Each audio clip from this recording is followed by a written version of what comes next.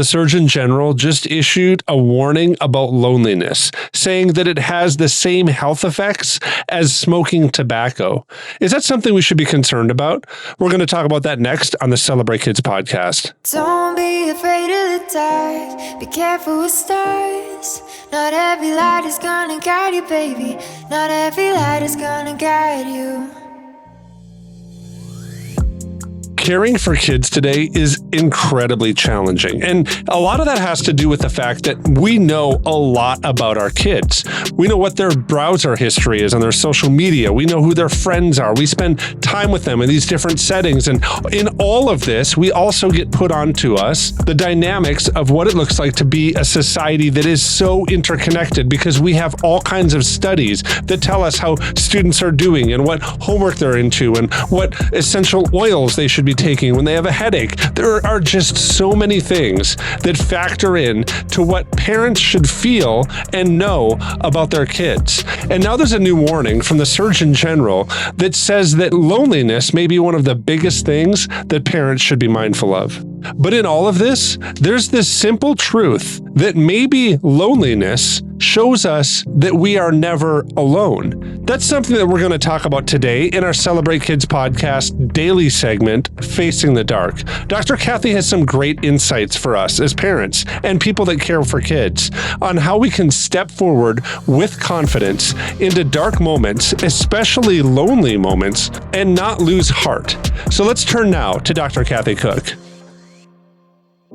So, Dr. Kathy, according to a new report from the U.S. Surgeon General's office, teens today are lacking social connections, and that can, quote, increase the risk of premature death to levels comparable to smoking daily, end quote. Loneliness increases the risk of premature death by nearly 30%, they've found. And that also elevates our risk of stroke and heart disease and depression and anxiety and even things like dementia.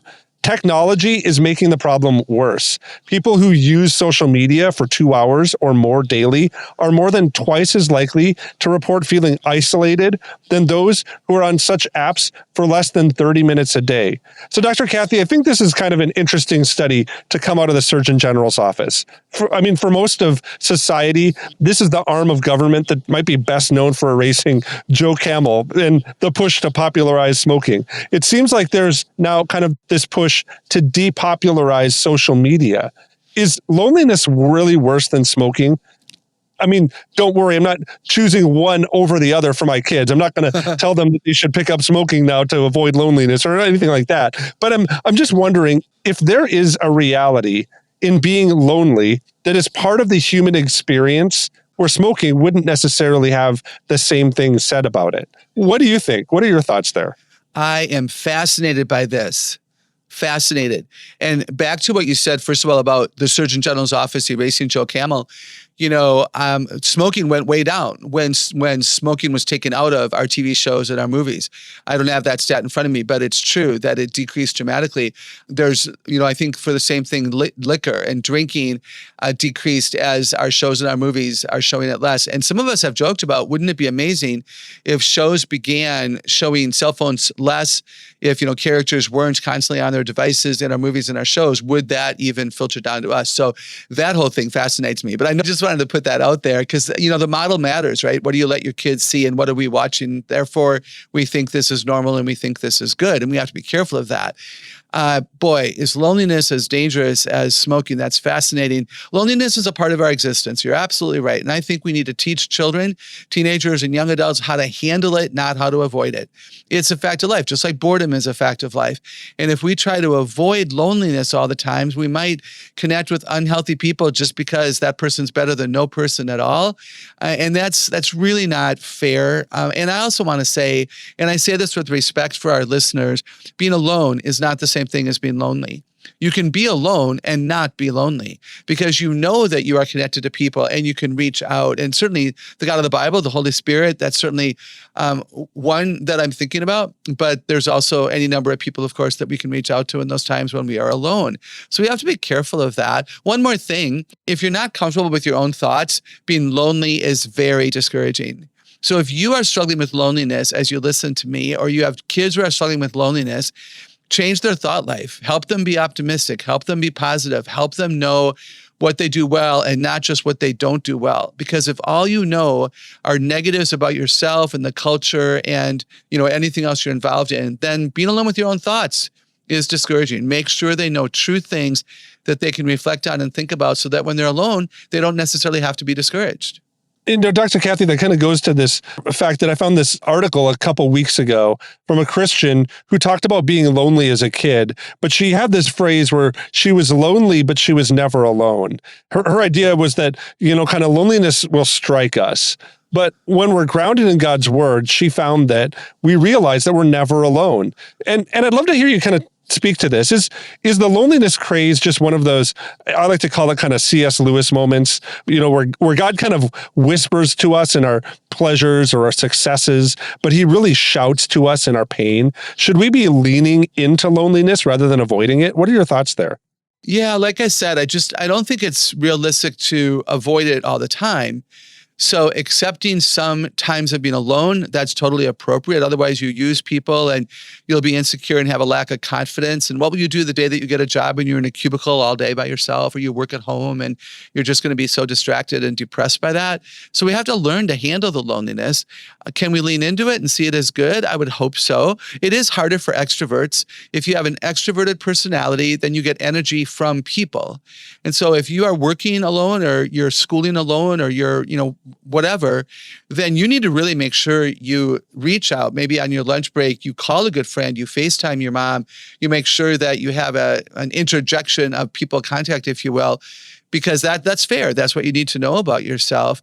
So I think it's both. Avoid it if you can. I mean, if you're isolating because you're unfriendly, change your character.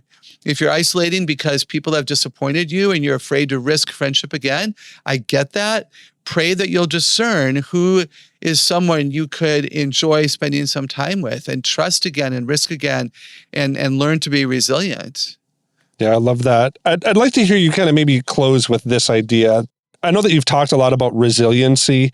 So what in your study of resiliency have you found to help kind of kids build resiliency so that loneliness doesn't drive us to a place of despondency or maybe even kind of feeling like we're alone? How can we build that resiliency inside of our kids? Yeah, it is interesting. Certainly, resiliency, choosing to try again after difficulty. Resiliency is coming back from despair, disappointment, grief, fear. And it's a choice. And if you make that choice often enough, it can become a part of your character so that you don't even think about it. It's just a natural way that you bounce back and come back from the difficult things that happen in life, because life is difficult today. So for things like loneliness and relationships, it's again discerning who's on my side. I think discerning the difference between someone who is consistently irresponsible and someone who rarely is, right? Like if there's somebody who consistently gossips, I will step away from that relationship. If there's someone who is consistently kind and on my side and has integrity, and I find out that she gossiped, I'm not going to give up on that person. I'm going to assume that there was a bad day, there was a bad circumstance, because I'll admit that sometimes happens with me, even though I would not be known as having that negative quality about myself. So I think we discern consistent behavior fault versus an occasional character challenge that happened because of the circumstances. I'm not saying it's right, just saying it's different. Do you know yourself well enough to know who might want to be your friend? Do you know that you're a band geek? So you ask the question at a gathering, hey, did you ever, do you play any instruments? Do you enjoy worship at church? If you know that you enjoy C.S. Lewis, perhaps you're at a church function, you're joining a small group and you say, hey, do you guys like to read? I've really enjoyed the C.S. Lewis books. And you see if you can find somebody who you have something in common with. So I think a lot of resiliency related to loneliness is actually knowing yourself well, which allows you to then find others who you might specifically enjoy hanging out with. I really appreciate how Dr. Kathy closes us here, because she talks about the need for us to understand when we're lonely or feeling alone, and how that's linked to us also fully knowing ourselves. And that phrase, fully knowing, is something that sparked a remembrance for me in some Bible memory that I'd done in high school. And it comes out of Paul's letter to the Corinthian church in chapter 13, the love chapter.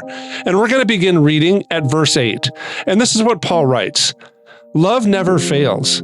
But where there are prophecies, they will cease. And where there are tongues, they will be stilled. And where there is knowledge, it will pass away. For we know in part, and we prophesy in part.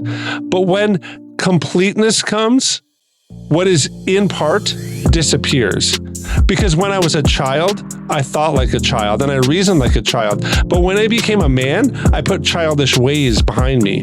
For now we see only a reflection as in a mirror, and then we shall see face to face. Now I know in part, then I shall know fully, even as I am fully known. And then Paul closes this chapter saying, and now these three remain, faith, hope, and love. But the greatest of these is love.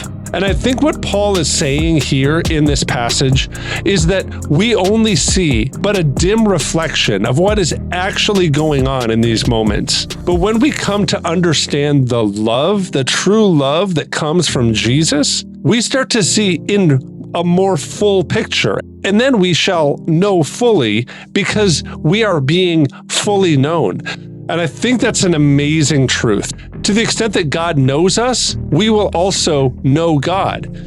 We should take heart that He fully knows us, that He made us fearfully and wonderfully, and that He sees us, and that He knows our pain, and He knows our hopes, and He knows our dreams. He knows our fears and our future. He knows every hair on our head, and He knows so much about Himself that He reveals it to us.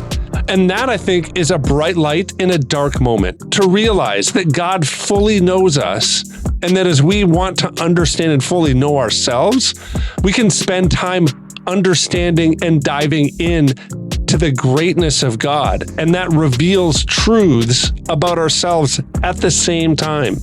And that gives us hope for what Dr. Kathy is talking about, where when we feel lonely, maybe we need to take a step back and know more about ourselves, which what Paul is saying is we need to spend time then knowing God. That's something that I think we can guide the kids that we care for to do in unique and powerful ways by simply just sharing with them who we understand God to be. That can give them encouragement and hope in dark moments and times where they feel lonely. And so we hope that this podcast has been an encouragement for you today. On behalf of us all here at the Celebrate Kids team, I want to say thanks for listening, and we're looking forward to seeing you here again tomorrow.